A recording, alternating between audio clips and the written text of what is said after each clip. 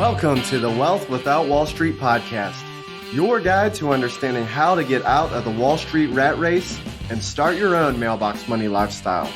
Now, don't let these handsome Southern draws fool you. These financial minds are teaching our country to enhance savings, increase cash flow, and create passive income, all without the help of Wall Street. Are you ready to break through? Now here are your hosts, Russ Morgan and Joey Murray. Russ, welcome back from the great state of Hawaii. Italian Stallion, man. I've been missing this podcasting. I tell you, it is a little difficult to get back into pants and the collar shirts.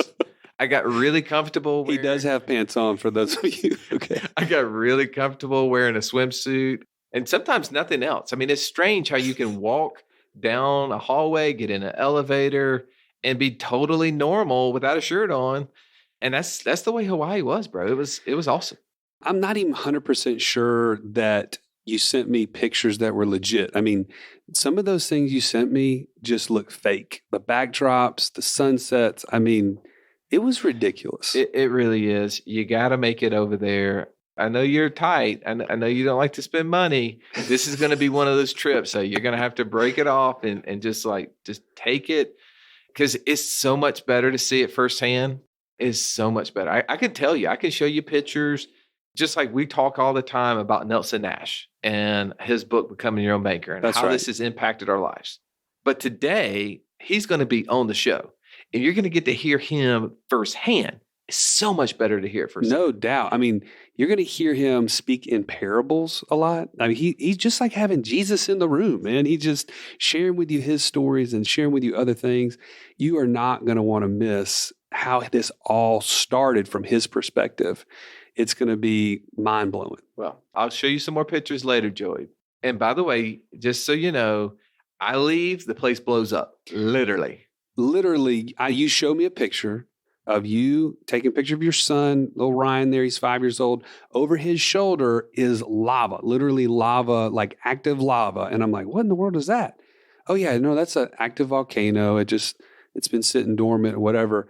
And then literally 2 weeks later, boom, people are like having to evacuate. Yeah, it's burning down houses. They got lava flows through the neighborhoods. I mean, those are the places. I mean, I was driving down some of those streets, and now there's like craziness happening there. So, I know when to go places, bro. So if you want to check it out, just let me know. Impeccable timing. Impeccable timing. Well, and speaking of impeccable timing, let's get to this episode with Nelson Nash. I know you're going to love it.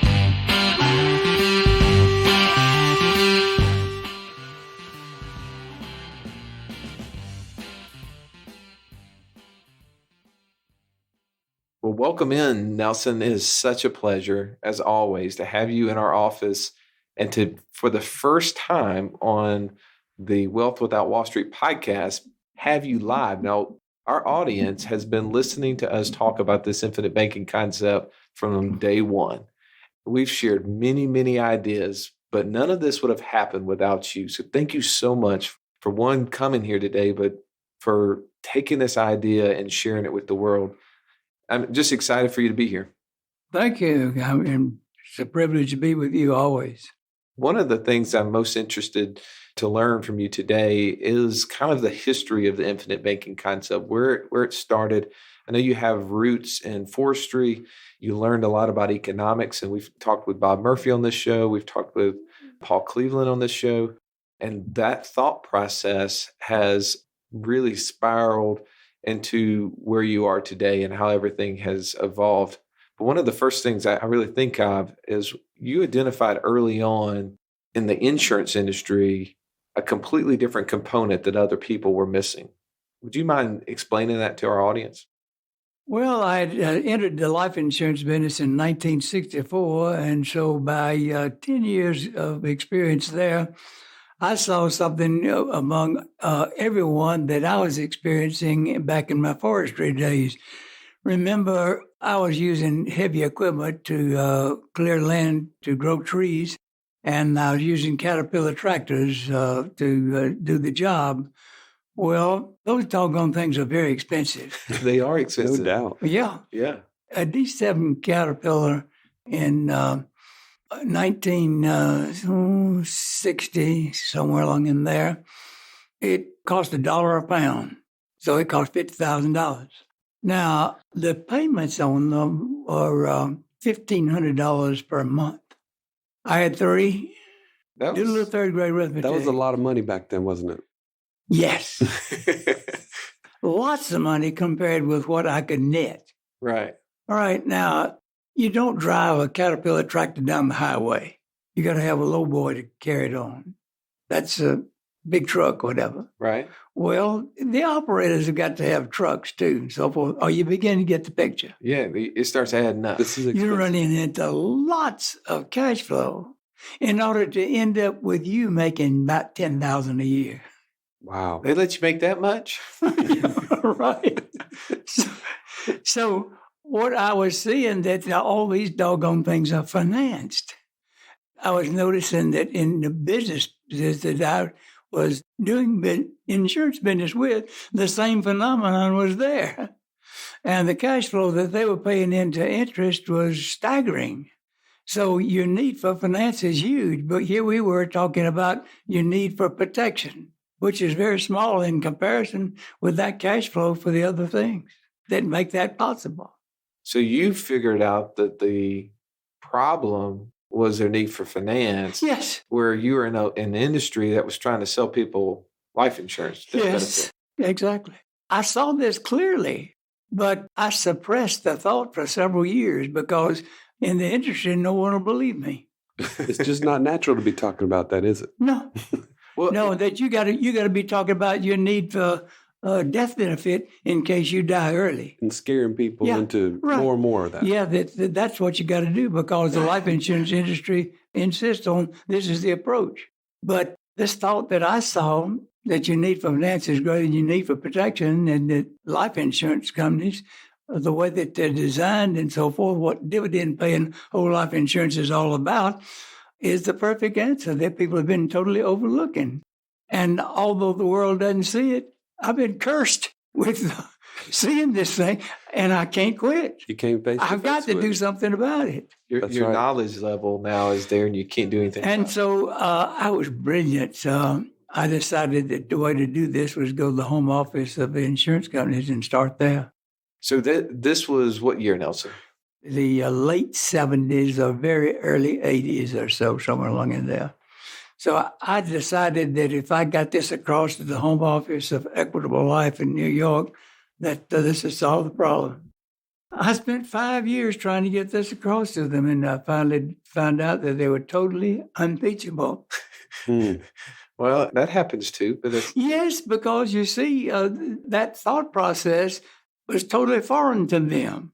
And then I decided that, my word, I should learn this in academia, particularly forestry school, because the entire wood product industry is just eaten up with OPM, other people's money. Other people's money, yeah. $50 million addition to a paper mill is nothing to produce a product you blow your nose on and throw in the trash can. I said, now think, boy, the dean over there at the forestry school at that time, you in the first class he taught back in 1949. You'll get an interview, call him, you'll get an interview based on that relationship. Strap that airplane on your back, go over there and spend the day with him. Run this by him. If he rises to the occasion, then let's establish a chair that would do nothing but teach this. All he was interested in, how much you going to give the Alumni Society this year because I'm retiring next year. Nevertheless, I pursued that process for 2 more years. Finally found out that if I'd give them $250,000, they'd let me teach this. They should have been giving me $250,000 to teach this. Now, out of that 7 years of experience, I found that mental paralysis in home offices of corporations is legendary. But in academia, it's worse. Now, my friends down at the Mises Institute and at FEE, they all corroborate what I'm teaching, what I'm saying. My observation, that is, that academia out there today is a basket case, and they're teaching absolute nonsense. And people actually believe that stuff. Well, Nelson, let me back up just 1 second. So we know the story, but I want you to share with others how it became that burning bush moment for you, where you came face to face with the solution to your need for finance.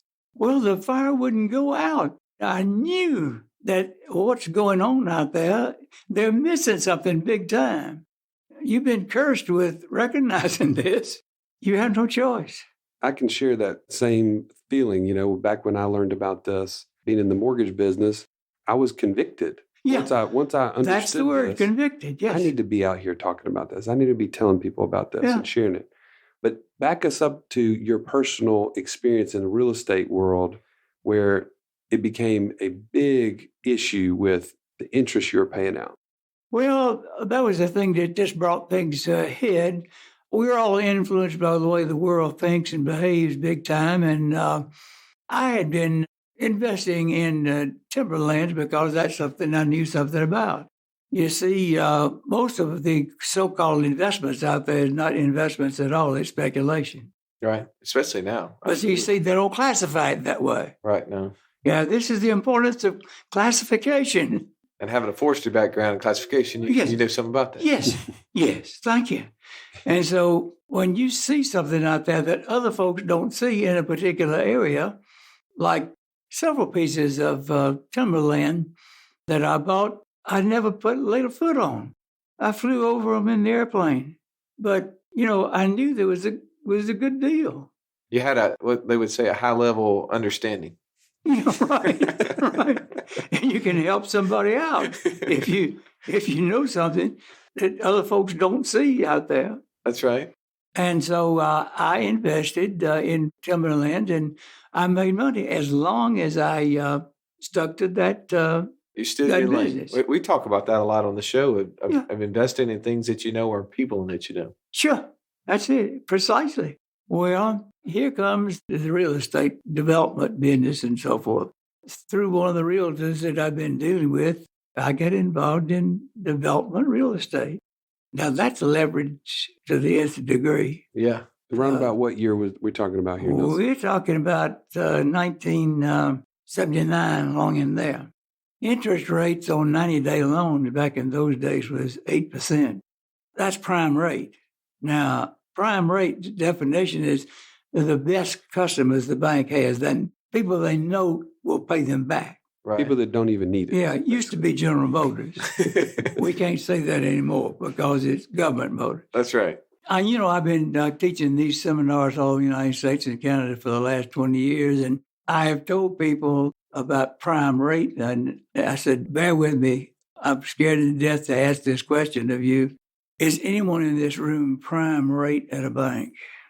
How many guesses have you had? I've had one. One. And I'm quite sure he was lying because he was listening to what the gopher at the bank was telling him, and he actually believed it. I said, well, I'm not prime either. Right.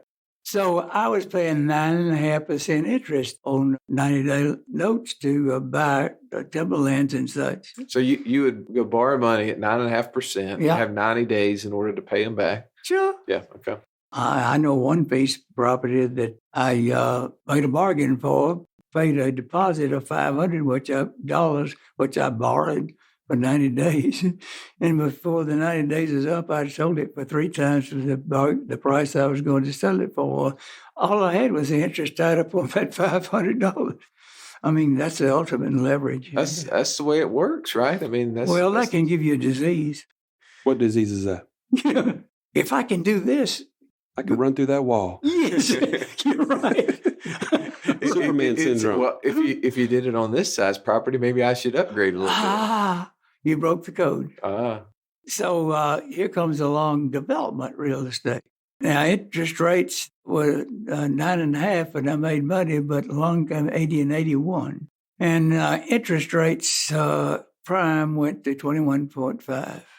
So this is during the Carter administration, and we saw ridiculously unbelievable things happening from the Federal Reserve and what they were doing with rates.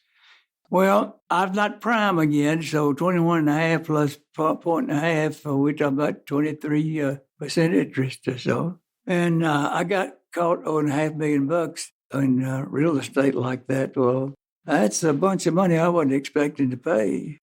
I was dealing with partnerships.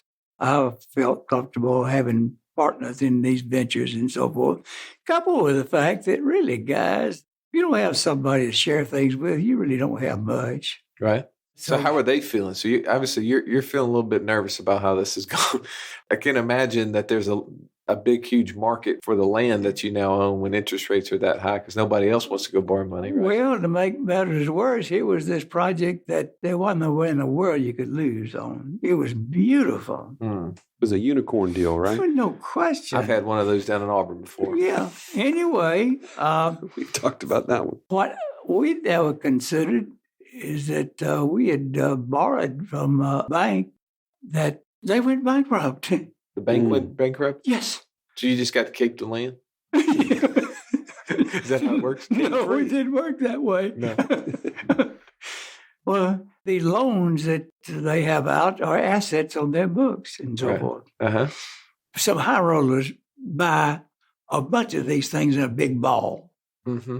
All right, well, we could bid on that, but we weren't that big. Right, yeah. No way. Bottom line is that they stole our property for less than 10 cents on the dollar. So, Gone.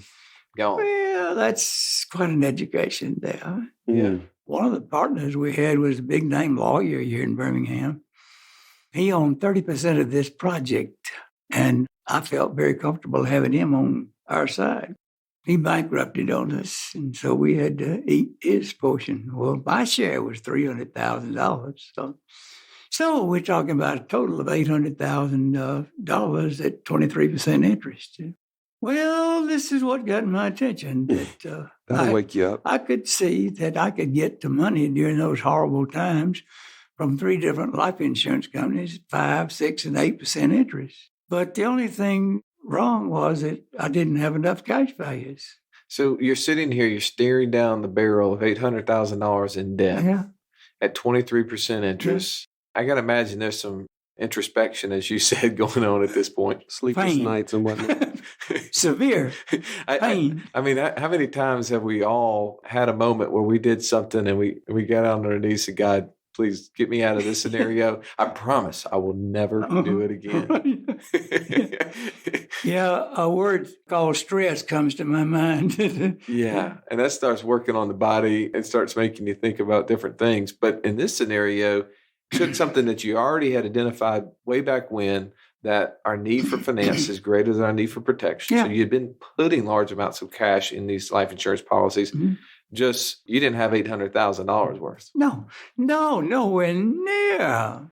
I was paying $18,000 a year back in the days when I first started realizing all this, but yet I was paying something like $250,000 a year in interest to the These banks. banking business, and I said something wrong. Something's wrong in this scenario. I got to reverse these numbers. Well, I started outlining what I had realized to my fellow agents with Equitable Life, and every last one of them says, "You got a real good idea there, boy, but you owe a lot of money. Now, as soon as you pay off all the debt, you should start this." No, I should crank up the banking business, borrow from it, and pay them off. Well, what you just said, Nelson, we just got finished doing a podcast a couple of weeks ago, and it was called The Debt Dilemma, that tension that exists. And a lot of people will say, oh, as soon as I pay this debt Yes, off, then exactly. I'm going to do that. Yes, Why didn't you do that, though? because I saw that it was wrong. Explain. That banking is, from my Austrian background there, Richard Cantillon 300 years ago pointed out that it's all borrowed money. In essence, what he's saying is that everybody ought to be in the banking business. He didn't phrase it that way, but the implication was that was true, and that it's all borrowed money. So you should act like that. You should control it at the you and me level totally. Well, if I waited all that time to pay off the debt and then start building a banking system through life insurance, that the strategy is wrong. The earlier you start with a life insurance policy, the longer it's enforced, the more efficient it gets. Right. Going in back to your forestry examples, it would have been waiting 10 years to plant the tree. You got it. Yeah. And we've all been there, though. I mean, I can remember coming out of college and I had a $2,000 credit card bill, Nelson. Can you believe somebody would let me get a credit card in college with very little job? I was waiting tables, and I had $2,000 in credit card debt. By the way, I maxed out my credit card in order to buy a suit for my first job. Literally, the socks are what pushed me over the limit. I found that out down the road. So the $10 pair of socks, and it cost me $45 because of the over the fee, over limit charge. But yeah, my natural instinct was, boy, I've got to get out of this debt because I'm being asked to save money and other things. And I'm like, no, I can't do that. But now I see the fallacy in that, the reverse thought process that every day I wait to start building up, I'm going to be having to backtrack because things happen, right, in life? Sure. There's some other things that happened in your life that added on to this. This wasn't the only thing that happened, was it? No. But the roots of all the erroneous thinking back there is the problem. I keep telling people that years ago, I was doing a seminar in Western Colorado, and the sponsor for the seminar assembled his audience, and he says this first words, infinite banking concepts is all about how you think. And then he said, infinite banking concepts is all about how you think. And then he said, infinite banking concept is all about how you think. And then he introduced me. It was so effective that from then on, Just that simple. Made sure I got that across, that it's about how you think. Our thought process out there that's taught by the educational community is backward from reality. So Nelson, you come out of this scenario, and there's multiple things, and people who have read your book, they know the other issues that went on. And if not, I'm going to give you another opportunity to go onto our show notes, buy Becoming Your Own Banker, read that one. He's got another book, Building Your Warehouse of Wealth. We encourage you to read that one as well. But after doing this, you recognize something, like you said, it was not being taught in the insurance industry. It was not being shared in the financial world. So you got out there and started teaching this in just local seminars. And next thing you know, take me to those days, and then from where it went from you teaching just a handful of people here to you traveling the world, sharing this concept and actually writing a book. Well, that's very painful for me to talk about because, you see, there were more financial geniuses on the scene right along in that era than you can imagine, more per square foot than all the rest of the world put together. Well, the stock market was doing pretty good, wasn't it? Yeah. And so I was trying to get this taught here. I was working to get up a group. Let's say we're going to meet at 6 o'clock on Thursday evening and go at it for a couple of hours. You know, here's this mindset about you got to get things across in a very short period of time, and otherwise people won't listen and stuff like that. So the format was 2 hours presentation. I'm going to get a group together. So I got 40 people that boiled down to 20. Now, I call and remind everyone at 4 o'clock in the afternoon on Thursday that we'll be starting at 6 o'clock at so-and-so location. And they all said, I will be there. There were times when no one showed up. I'm shocked by that. So you're telling me that there was people not willing to show up and learn? They vowed that they were going to be there. But something came up as an emergency between 4 o'clock and 6 o'clock. And at 6:30, I gave up and went home.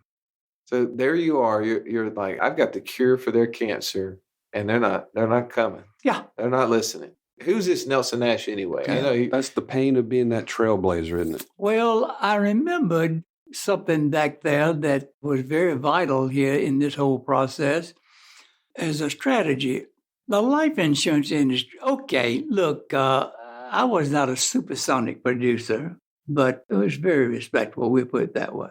And so invariably with the annual meeting of Equitable Life, I would be on the program.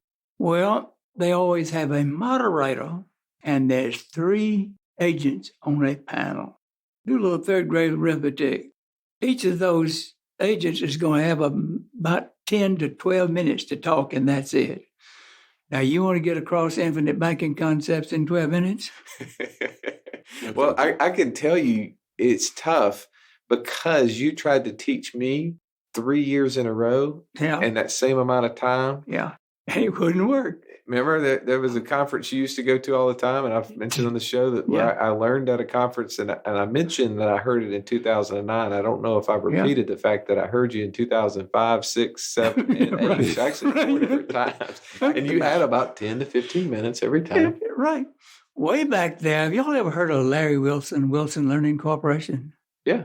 Larry was a school teacher. Had a real bad habit of spending 1.25 times income. Nobody does that. Had to find something else to do. Got in the life insurance business. Did extremely well. But it bugged him. He couldn't explain why am I good.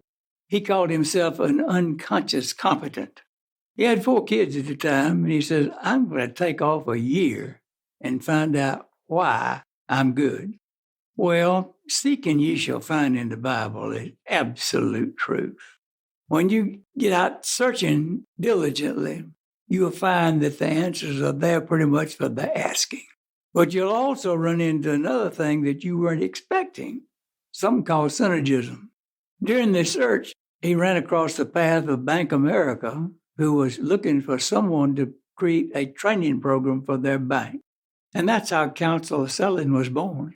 It's a 40-hour block of instruction designed to be put on 4 hours at a time over a 10-week period, You see, every 4 hours needed a week of gestation there. For you to be able introspection, to so forth, rumination.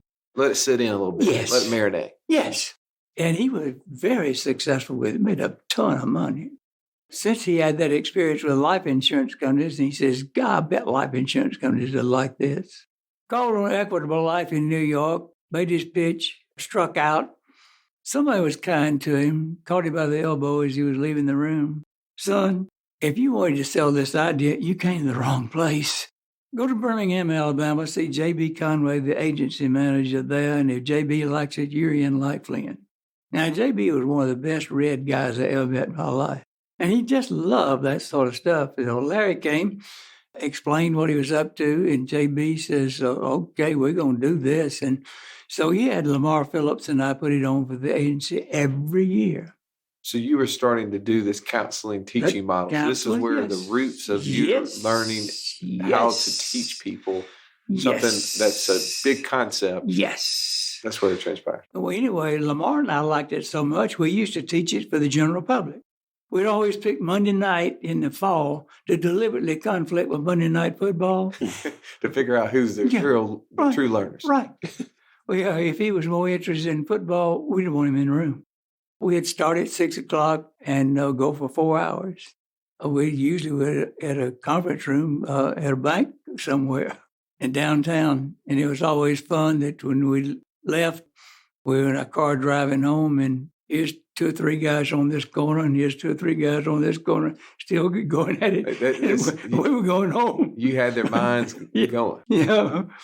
I mean, we have a lot of listeners on this podcast, people that you're talking to right now that have had zero education in business, zero education in finance, but yet come out, start making great deals of money, and then are looked upon by their peers, or not necessarily their peers, but their friends, as the ones who know all there is to know because they make money, and they assume that means they understand it. But that's the beauty of the people listening to this podcast, those who maybe weren't given the same education that we were in relationship to business and finance, but they're learning it now. Because what you're saying, the person who's interested in Monday Night Football or interested in other things, they're not listening to us right now. Everyone who's listening to what you're talking about is interested in breaking free of that Wall Street mindset, interested in becoming financially free.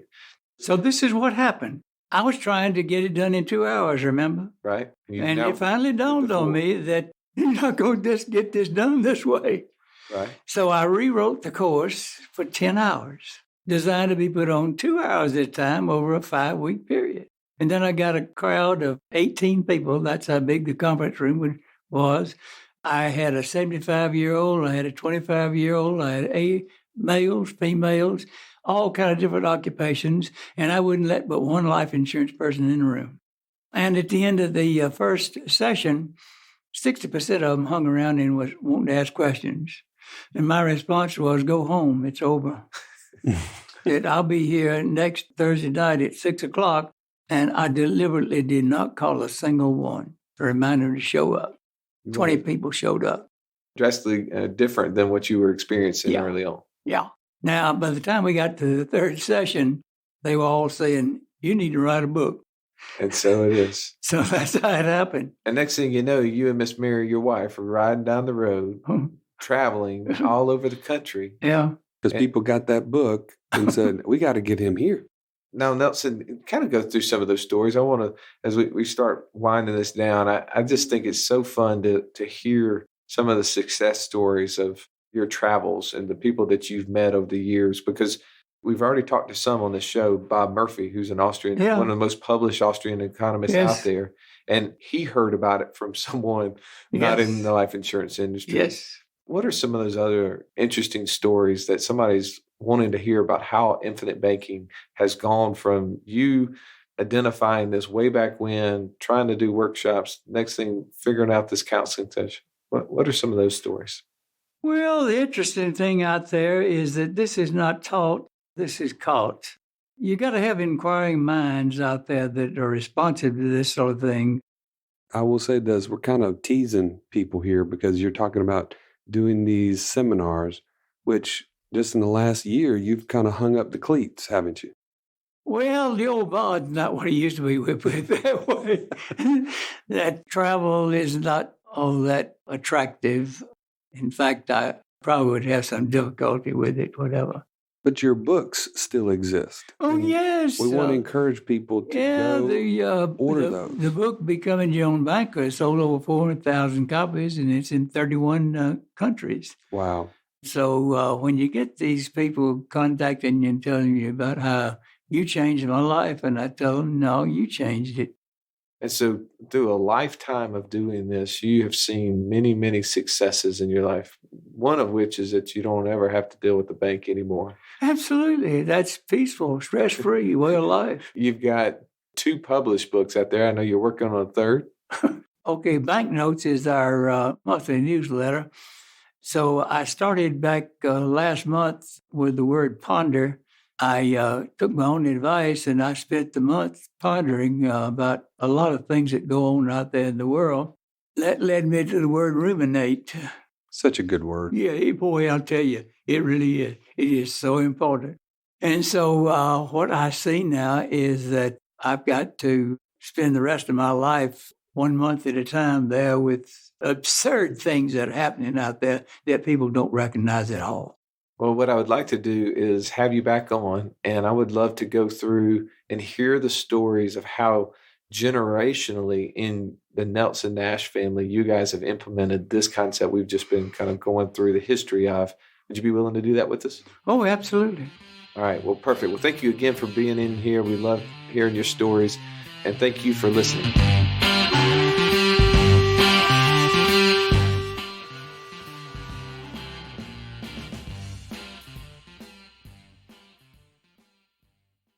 How awesome, Russ, to have Nelson Nash in the studio with us today, sharing so much wisdom, right? To have a mentor like him. You got to have mentors, man. If you're priceless. Not listening to people who've been there and done that, you're trying to reinvent the wheel, and you're going to end up being the person face down in the dirt with arrows in your back. Well, as entrepreneurs, isn't that like our tendency? It is. We want to go blaze that new trail. Here we are. We have a trail that has been blazed. It's known. It's safe. It's secure.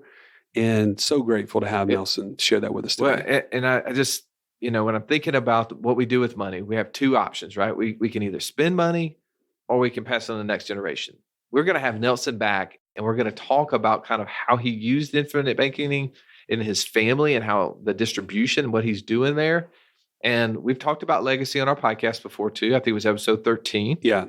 But next episode, we're going to get in more into distribution. Right. So what good is a plan that you've put in place, whether it's infinite banking or something else, that you can't have a sustainable distribution method? How does that money ever come back to you in the way of income when you want to go more passive? You don't want to have to keep your foot on the pedal 100% all the time in your business. But also, doesn't that make us feel like, I know I can go work, I can do, I can continue to grow a business if I know I have a fallback plan, right? If I have this income stream that's going to happen afterwards.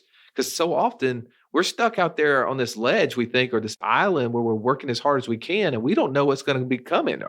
Can we sell our business? Are we going to have anything to fall back on? That's where I think this next episode of distribution and how that works will really benefit you. Here, listen in to just a little clip. I want to be able to paint that picture in my own head that there's guarantees that I'm going to enjoy life, whatever that looks like for myself.